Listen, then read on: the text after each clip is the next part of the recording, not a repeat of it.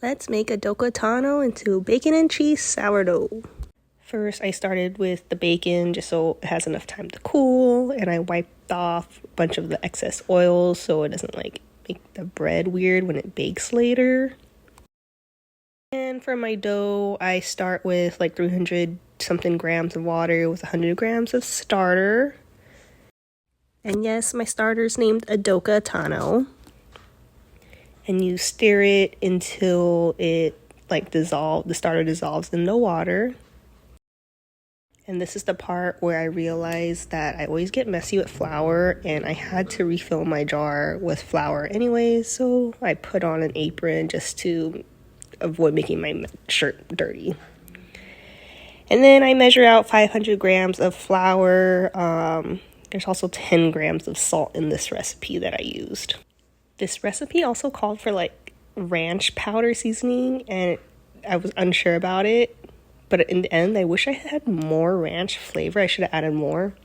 But I mixed it all together. But I kind of like using my hands more. So I did that for a few minutes until everything was well mixed. Then I let it rest for a few minutes before I do my stretch and folds. And while I do that, I like break up the bacon pieces. I was not wasting a knife on doing this. So I just did it with my hands. And then wiped off more of the oil just in case. I was really worried about the oil like ruining my bread later down the line. But then my stretch and folds, I added cheese and some bacon.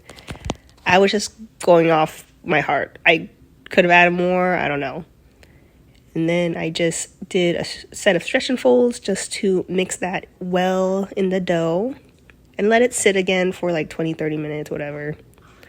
Then do another set of stretch and folds. I added more cheese and more bacon because I felt like it needed more.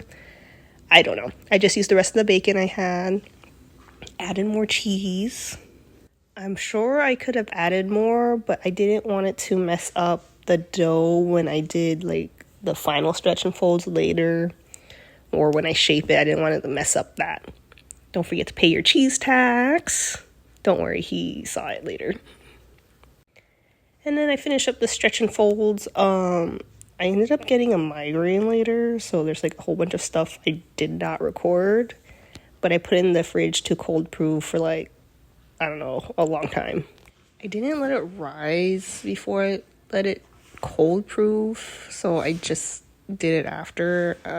I don't know if I should have done that.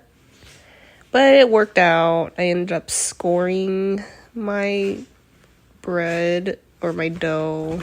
I don't know if I'm doing it right, but I put it in the oven for 40 minutes with the lid on, and then come back, take the lid off, and let it bake for another 20 minutes.